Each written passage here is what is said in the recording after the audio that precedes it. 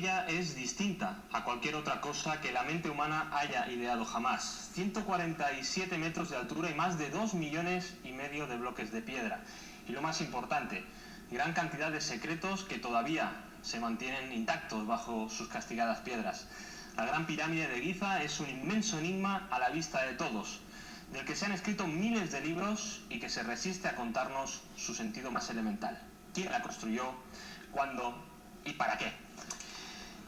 Acabo de leer un fragmento del libro de Juan Jesús Vallejo, Los secretos del Antiguo Egipto, prologado de manera magistral, como no podía ser de otra manera, por el añorado profesor Fernando Jiménez del Oso. Y habéis adivinado.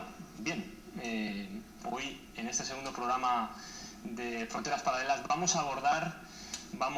a intentar arrojar luz, algo de luz, sobre el Op-Art, ese objeto fuera de su tiempo que es sin duda la Gran Pirámide de Giza. Y como siempre, un programa más, un viaje más, me acompaña aquí a mi lado, codirector del programa, presentador, Gabriel Gómez, investigador, bienvenido como siempre. Gracias por estar a tu lado, también acompañado por esa fastuosa maqueta en cartón. Ya veremos luego por qué. Sí, pues sí, muchas gracias y de nuevo pues gracias a todos los telespectadores que esperamos que sea de su agrado, ¿verdad?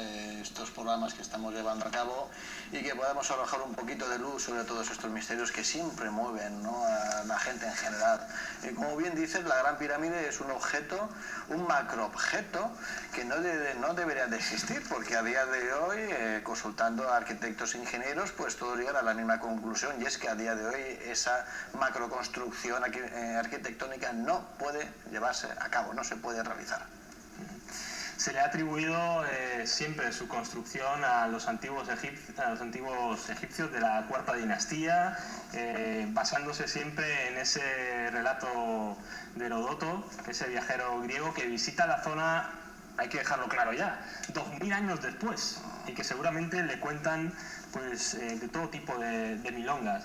Para dejarlo claro, es decir, prácticamente lo único que sabemos de su construcción es el relato del propio Heródoto, que fantasea, y lo sabemos, al hablar de otras muchas cosas de la historia en su famoso libro. Él habla de decenas de miles de hombres que a peso, con fuerza bruta, con cuerdas, trineos, grandes rampas, como esas hipótesis, ¿no? La última de Jean-Pierre Houdin, ese arquitecto francés que dijo que no se trataba de una rampa externa, sino que era una rampa, o pudo construirse a través de una rampa interna que iba en espiral, alejándose del propio centro de la pirámide. Bueno, teorías ha habido muchísimas, pero eso es lo que ha quedado en el pozo de la historia ortodoxa, todas esas películas también que han reflejado la construcción de la Gran Pirámide con masas ingentes hasta ahora de esclavos. Parece que ya la cosa empieza a cambiar, a golpe de látigo, cómo transportaban esos bloques, algunos, Gabriel, como los bloques de granito ciclópeos que se encuentran en el corazón precisamente de la pirámide, de la Gran Pirámide, algunos de 60 toneladas de duro granito tallado a espejo, y que transportaron desde 1000 kilómetros, desde la cantera de Asuán, para colocarlos en íntima unión, formando la Cámara del Rey, por ejemplo, y esas cámaras de descarga. Gabriel. Sí, en efecto, es una maravilla, ¿no?, contemplar esa gran construcción y, por supuesto, el plantearse cómo se pudo llevar a cabo.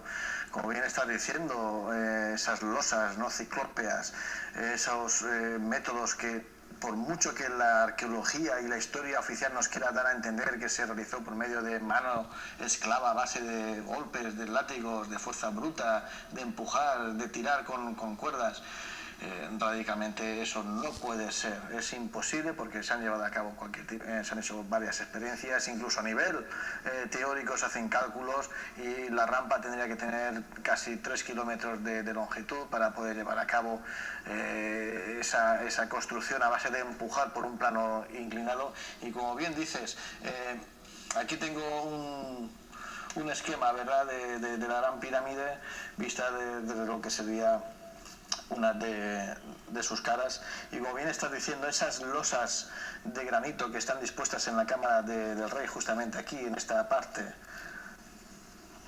que están pulidas a espejo, es una obsesión muchas veces, ¿no?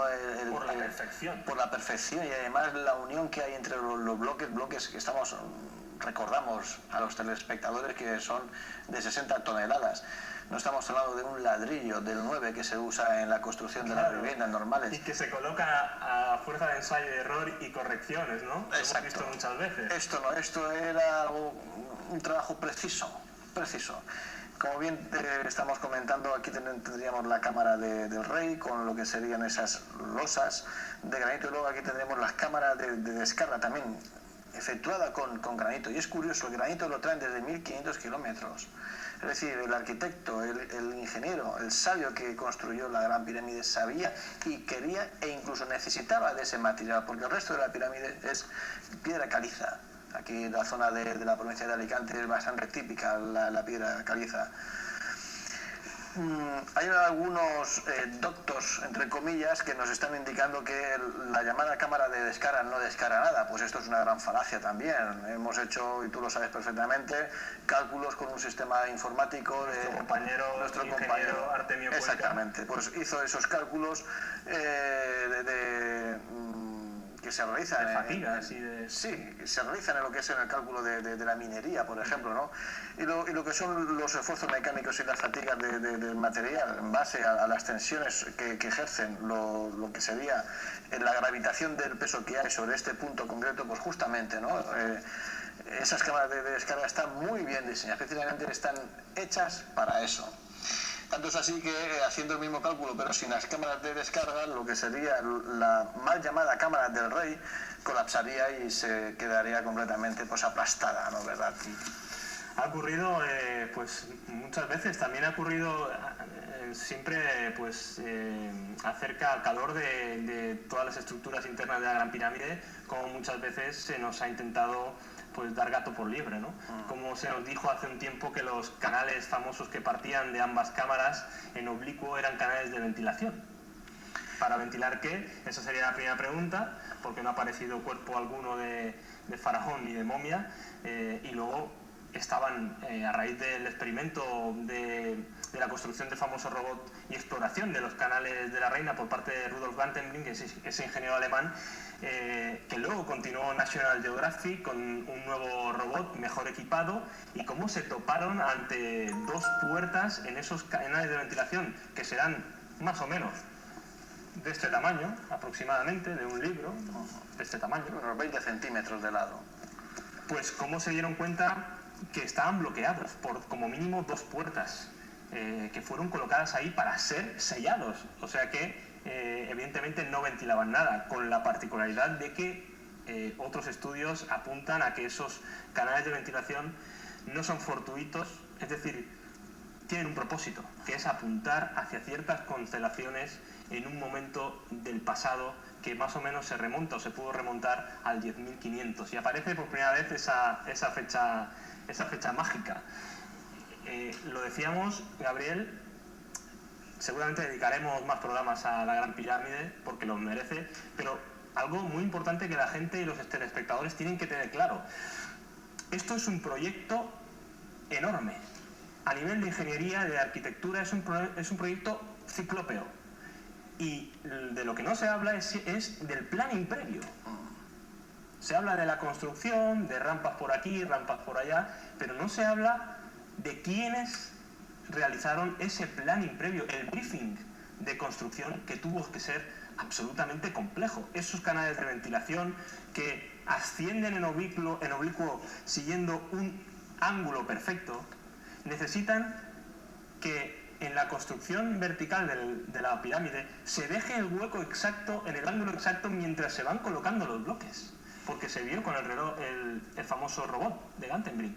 Los canales de ventilación son superficies prácticamente lisas. Sí, Daniel, como bien estás comentando, ¿no? Se nos ha vendido un poco la idea de estos antiguos ancestros de la época supuestamente faraónica, pues como seres un poquito pues atrasados, ¿verdad? Sí. Sin embargo, como bien estás diciendo, la Gran Pirámide no se construyó en base a ir amontonando de forma casual piedra tras piedra, no se construyó por ensayo y error, es decir, quienes realizaron esta ciclópea obra que, como estamos comentando, no debería de existir a día de hoy, eran personas que tienen unos altísimos conocimientos de topografía, de orientación estelar, de mecánica de materiales, de arquitectura, de ingeniería, de todo tipo de las artes, de las ciencias más modernas que tenemos a día de hoy. Que alcanzan su cenit, Gabriel, y es curioso, en la cuarta dinastía para luego involucionar. Bueno, eso es a día de hoy la sensación que tenemos, porque como bien has estado apuntando hace unos minutos, con cierta probabilidad esa fecha mágica de los 10.500, hace 10.500 años, podría ser precisamente el punto de origen, el punto de partida de una civilización madre, ¿verdad?, que albergó unos conocimientos previos y los dispusieron sobre diferentes puntos del mundo. En este caso, la meseta de Giza, con esas 3 pirámides, con esa esfinge que está mirando hacia el horizonte, teniendo justamente encima del horizonte, hace 10.500 años aparecía, exactamente, aparecía esa constelación de Leo, y parece que está como señalándonos, ¿verdad? Aquí tenemos el tiempo primero, ese Tepi, exactamente, gobernado por esos Sensujor, esos seres semidivinos. Como bien estás comentando, aquí tenemos una recreación de una fotografía aérea tomada sobre la meseta de Giza, en la cual aparece pues la gran pirámide, mal denominada pirámide de Keops, y hablaremos sobre eso también. La pirámide de Kefren, casi con toda probabilidad también mal denominada, y Micerinos. Es curioso porque esto hace una disposición relacionada justamente con el cinturón de Orión, de la constelación de Orión, que es tan típica aquí en el hemisferio norte verla ahora en el invierno, cuando esté llegando el invierno. Luego existiría aquí abajo otra pequeña pirámide, que es la de Abu Roash, y luego la pirámide de Zahuayada aquí arriba, que sería la parte de la pierna y el brazo de esa constelación de Orión. Como Micerinos aparece desplazada de ese eje. Sí, justamente como una de las estrellas del cinturón de Orión, que es algo que hay que tener presente. La hipótesis de Bobal, Graham Hancock, exactamente, el misterio de Orión. Exactamente, que eso, pues por mucho que algunos estén empecinando en echar por tierra, la evidencia está ahí, y otra cosa es querer verla y otra cosa es querer ocultarla, pero la evidencia está ahí. Se repite. Gabriel, sí, se va repitiendo. Cada vez está más aceptado que es un reflejo especular del cielo, el complejo piramidal de México, Teotihuacán, Angkor Wat, claro, reflejo especular de la constelación del Dragón, y casi todo, en todos los estudios, igual que Tiahuanaco y la alineación de la Puerta del Sol, nos está casi empujando. Y el que quiera ver, que vea hacia esa era, hacia ese tiempo primero, ¿no? Hacia ese 10.500, pues como un marcador geodésico clave para entender nuestro pasado, ¿no? Y quizás, algo que ya hablaremos en otros programas, un gran cataclismo, ¿no?, que pudo acontecer y que ya la ciencia parece que ha identificado. Sí, hay que alejarse del miedo a retrotraer la historia de la humanidad, porque están apareciendo una serie de condicionantes, una serie de informaciones, están apareciendo hallazgos arqueológicos muy importantes. Por ejemplo, tenemos varios hallazgos en Turquía, tenemos en la India, en el Golfo de Cambar, que son civilizaciones. Estamos encontrando construcciones de civilizaciones que tienen 10.000 años, y como bien estás comentando, en Tiahuanaco, Sacsayhuamán, todos estos puntos, la zona de Teotihuacán, están justamente enfocados hacia esa zona, esas constelaciones de hace 10.500 años, que parece ser que nos señalan... Los propios Moai de Pascua también. Los propios Moai de Pascua, exactamente, creo que es algo que nosotros habíamos apuntado en... Juan Antonio Belmonte lo dejó reflejado en un estudio, el astrofísico del Instituto de Carani. Y bueno, y desde luego es un tema que aquí en Fronteras Paralelas lo vamos a abordar por múltiples... De forma recurrente. De forma recurrente, porque verán los telespectadores que enlaza con muchísimas cosas y que tiene, un misterio completamente inmenso detrás de él. Los historiadores nos cuentan unas cosas, pero luego los que saben de piedras, los que saben de construcción, dicen cosas como estas. Eric Gontier, geólogo del Museo Hombre de París. Objetivamente, y basándome en las observaciones del terreno, cada vez que reviso de una forma sistemática la construcción de la Gran Pirámide, todo debería ser considerado de nuevo. Pierluigi Copat, el arquitecto asesor del Berlin Potsdamer-Platz, decía: mantener un túnel con exactamente el mismo ángulo requiere herramientas especiales. Nuestras herramientas de precisión podrían guiar el proceso de construcción, pero no las que se le adjudican a los egipcios de la cuarta dinastía. Podríamos abundar muchísimo más, pero yo creo que es la hora de que quede patente algo que ya también demostramos en el sótano sellado, y es que la pirámide, la forma piramidal, tampoco es casual y tiene unas propiedades muy particulares. Sí, de momento la palabra pirámide ya viene de lo que sería el griego piros, fuego, energía, y como bien estás diciendo, la forma piramidal tiene unos condicionantes dentro que, mejor dicho, que interactúan sobre lo que sería la materia orgánica. En este caso tenemos aquí una reproducción hecha en cartulina, una cartulina normal y corriente, que puede comprarse en cualquier sitio, y debajo de la cual pues se introdujo un trozo de pechuga de pollo, y después de 3 semanas de actuación el resultado es este que tenemos aquí, y es queda una especie como de mojama, ¿verdad? La carne debajo de una forma piramidal se deshidrata, sufre un proceso de liofilización y queda completamente aséptica, además a lo que serán las acciones de los microorganismos. Lo que recuerda a la momificación egipcia. Sí, claro, recuerda tanto a la momificación como a ese proceso de rejuvenecimiento del faraón, el Heshep, ¿no? En el cual con toda probabilidad llevaban al faraón al interior de esa gran pirámide para que se llevara a cabo ese rejuvenecimiento, que por lo visto tiene algo que ver con los coloides. Yo voy a hacer una prueba delante de las cámaras aquí a los telespectadores, y vamos, me voy a comer un trozo de esta casi mojama, ¿verdad?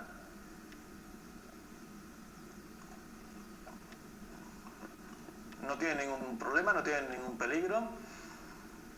El sabor es prácticamente neutro, no tiene un sabor prácticamente a nada. Y esto sería, pues como estoy comentando, el resultado de momificar, liofilizar, y perdón porque estoy hablando con la boca llena. El proceso de liofilizar pechuga en el interior de una pirámide. Es un experimento que yo les invito a todos ustedes, queridos telespectadores, que lo hagan en su casa, que lo reproduzcan. Ya ven, es un trozo de cartulina, y en el interior, encima de una pequeña tarimita que tenga más o menos una altura de 2/3 de la altura de la pirámide, disponen un trozo de pechuga de pollo y queda así. Y como pueden ver, pues, yo continúo comiendo.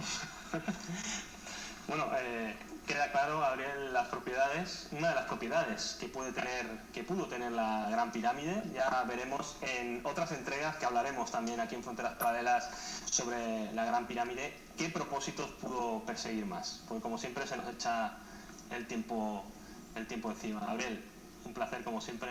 Encantado, y nada, y aquí estamos como siempre. Nos vemos la semana que viene con otro nuevo enigma, otro nuevo viaje. Os citamos aquí, ya lo sabéis, en Fronteras Paralelas. Bueno, ya está. ¿Está bueno o qué? Sí, está...